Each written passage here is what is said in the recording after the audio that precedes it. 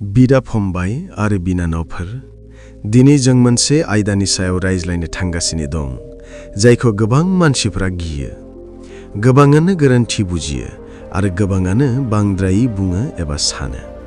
आरो बे आयदायानो जाबाय सैताननि गोहोफोर एबा सैताननि गोहोफोरा मा मा।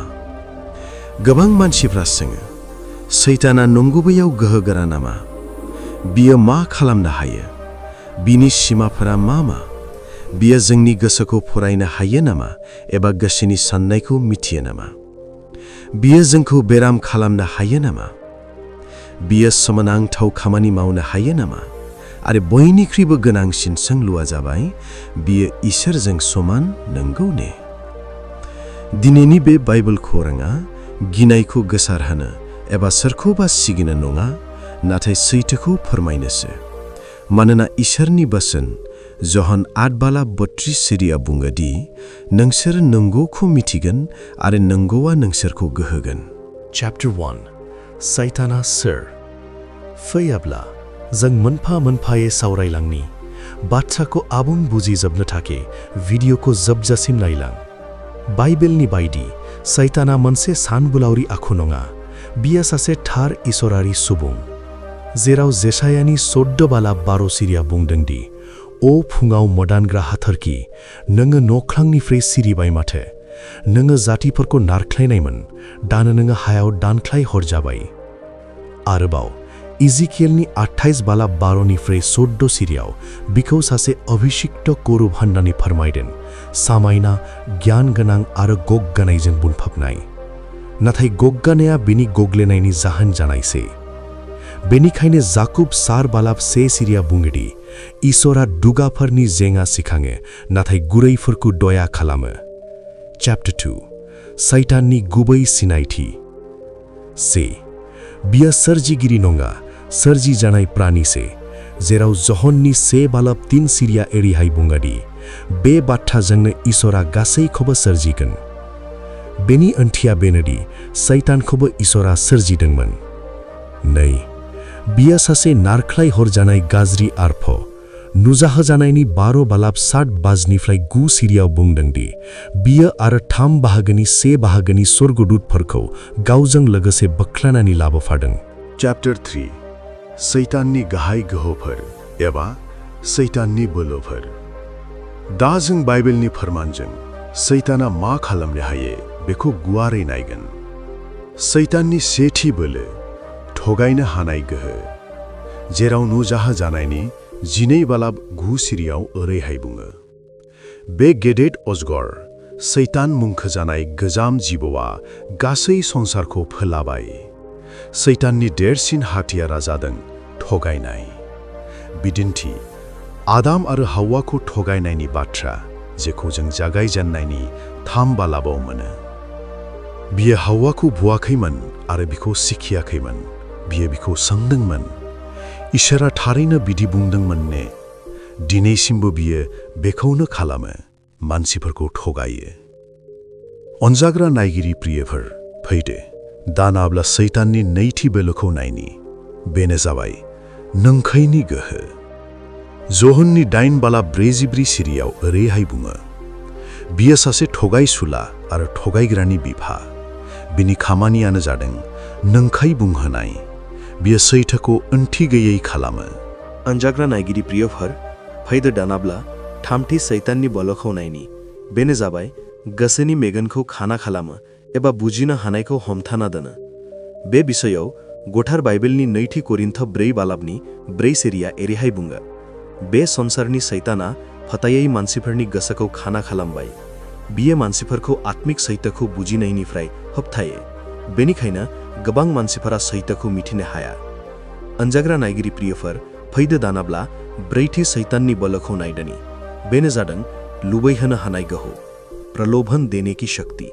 जेराव बियो जिसुखौ लुबैहोनो नाजादोंमोन। जेब्ला जिसुआ 40 सान 40 हर उदैबासि थादोंमोन, बै समाव सैताना जिसुखौ लुबैहोदोंमोन। जि बाथ्राखौ जों माथाइनि 4:1 10 बै गासै जाथायखौ मोननो हायो। बे खामानिखौनो सैताना दासिमबो एबा दिनैबो मावो। गोसो होनो गोनां बाथ्रादि आनजाग्राफोर सैताना जेब्ला जिसुखौ आनजाद लादोंमोन बै समाव बियो इसोरनि बोसोनखौनो बुंनानै जिसुखौ आनजाद लादोंमोन, नाथाय गोरोन्थि थांखिनि थाखाय। अनजाग्रा नायगिरि प्रियफोर, फैदो दानाब्ला बाथि सैताननि बोलोखौ नायदेनि। बेनो जादों गिनाय सोमजिहोनो हानाय गोहो। जाय बाथ्राखौ जों इब्रारि 2:12 सिरियाव एरैहाय मोननो हायो, आरो गोथाङै थानाय समाव जायफोरा थैनायखौ गिनानै गोलाम जानानै दं। गिहोनायानो एबा सिगिनायानो सैताननि गुबै हाथियार।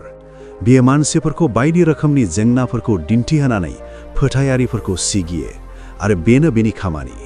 अनजाग्रा नायगिरि प्रियफोर, फैदो दानाब्ला द'थि सैताननि बोलोखौ नायदेनि।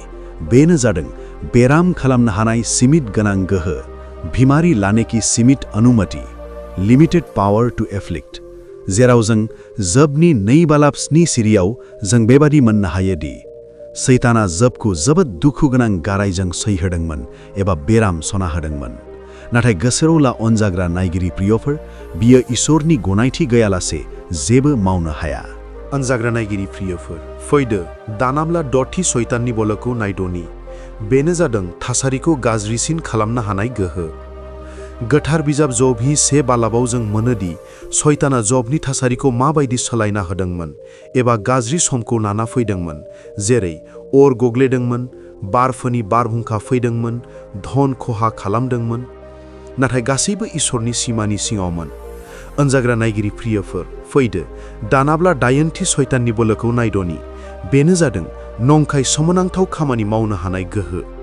बेनिखायनो 2 थिस्सलुनिकियारनि 2:9 सिरिया बेबायदि बुङोदि इसोरनि जेंगालुआ फैनानै सैताननि बोलोजों बायदिसिना नंखाय सोमोगोनां हाबाफोर मावगोन आरो हांखोफोर दिन्थिगोन, जेराव इजिप्टनि जादुगरफोराबो मुसिमोननो सोमोनांथाव दिन्थिदोंमोन, नाथाय इसोरनि गोहोजों बिसोरनि जादुआ जेबो गैया। अखारलांनाय 7:12 आरो 8:12 मोननो हायो। चैप्टार 4 सैताननि सिमाफोर। नायगिरि लोगोफोर, दा गोसो होना खोनासं, बेयो जोबोद गोनांथार। सेथि, सैताना सर्बशक्तिमान नङा, इसोराल' सर्बशक्तिमान। नैथि, बियो गासैखौबो मिथिग्रा नङा, बियो नोंथांनि गोसोनि सानस्रिफोरखौ फरायनो हाया। थामथि, बियो जेरावबो गैया, बियो मोनसे समावनो जेरावबो थानो हाया। चैप्टार 5 सैतान आरो जिसु ख्रिस्ट। 1 जहन 3:8 सिरिया बेबायदि बुङो, इसोरनि बिसाज्लाया सैताननि हाबाफोरखौ फोजोबस्रांनो थाखाय नुजाबाय। आरो कलसियानि 2:15 सिरिया बेबायदि बुङो, क्रुसाव दोगथाबनायजों ख्रिस्ट'आ जिउफोरनि सासनगिरिफोर आरो इख्तियार गोनांफोरनि बोलोनिफ्राय गावखौ सख'बाय, आरो बियो बिसोरखौ बन्दी खालामनानै गाव देरहानायनि हानजा सुरनायाव बोलांनानै बयनोबो दिन्थिबाय। बेनो जाबाय क्रुसनि सायाव जिसुनि देरहासारनाय। चैप्टार 6 सासे फोथायग्रानि सायाव सैताना बेसेबां गोहोगोरा।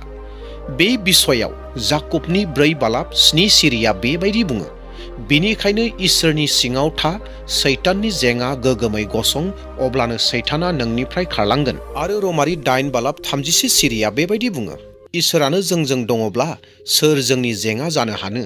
चैप्टार 7 सैताननि गुबै हाथियारफोर।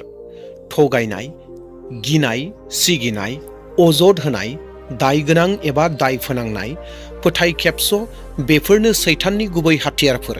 बिनि अनगायैबो गोबांफोर दं, गासैखौबो बुङोब्ला गोबाव सम लागोन, नाथाय जि खामानिया इसोरनि बेरेखा, बै बेरेखा खामानिफोरानो सैताननि हाथियारफोर होननानै जों बुंनो हायो। जि हाथियारफोरखौ सैताना बाहायनानै मानसिफोरखौ नस्थ' खालामो, फोथायारिफोरखौ जिसुनिफ्राय आन्दायहोयो आरो मानसिफोरखौ गावजों लोगोसे नरक रायजोआव लांफानो थाखाय बैफोर हाथियारफोरखौ सैताना अरायसमबो बाहायबाय थायो। चैप्टार 8 इसोरारि दावहा आरो जोंनि देरहासारनाय।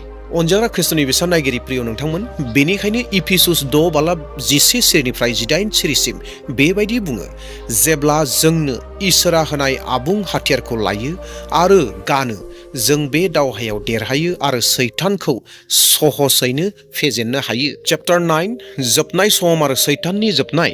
बे बिसयाव नुजाहोजानायनि 20:10 सिरिया बेबायदि बुङो, आरो जेराव जुनार आरो नंखाय नाबिया गारसम जादों, बे जोंनाय अर आरो गन्धकनि लैथोआव सोलायग्रा सैताना गारसन जागोन। बेयाव बिसोरो अनजिमा गैयि जासे हर सान सैनांगोन। अनजाग्रा नायगिरि प्रियफोर, बिनि जोबनाया थार, सैथोथार, सैताना सानसे जोबगोन, गारसन हरजागोन। बिदा फंबाय आरो बिनानावफोर, सैताना गोहोगोरा, नाथाय इसोर नङा। बियो नाजायो, नाथाय देरहानो हाया। मानोना जिसु ख्रिस्ट'आसो देरहासारगिरिया। बिनिखायनो लुकासनि 10:12 सिरिया बेबायदि बुङो, खोनासं, आं नोंसोरनो जिबौफोर आरो मोदाय खांख्राइफोरनि सा सा थाबायनो आरो गासै बिसारुफोरखौ फेजेननो इख्तियार होबाय। मुङा मुंसेनिबो नोंसोरखौ खुनि खालामनाय नङा। अनजाग्रा नायगिरि प्रियफोर, मिजिंथिदों दि नोंथांमोना बे भिडिअखौ नायनानै एसेब्लाबो माबा मोनसे सोलोंनो हादों होननानै। जुदि बे इसोरनि बोसोना नोंथांनि गोसोआव खोथा बुंदोंब्ला कमेन्ट बक्सआव सेटान इज लुजार होननानै लिरदो। आरो जायफोरा चेनेलाव गोदान फैदों, साबस्क्राइब खालामनो दाबाव आरो लाइक खालाम आरो भिडिअखौ शेयार खालामना हो। दिनैनि भिडिअ एबा इसोरनि बोसोना बेसेनोसै। लोगो मोनफिनगोन नेक्स्ट भिडिअआव। नेनानै थादो। जय मसीह।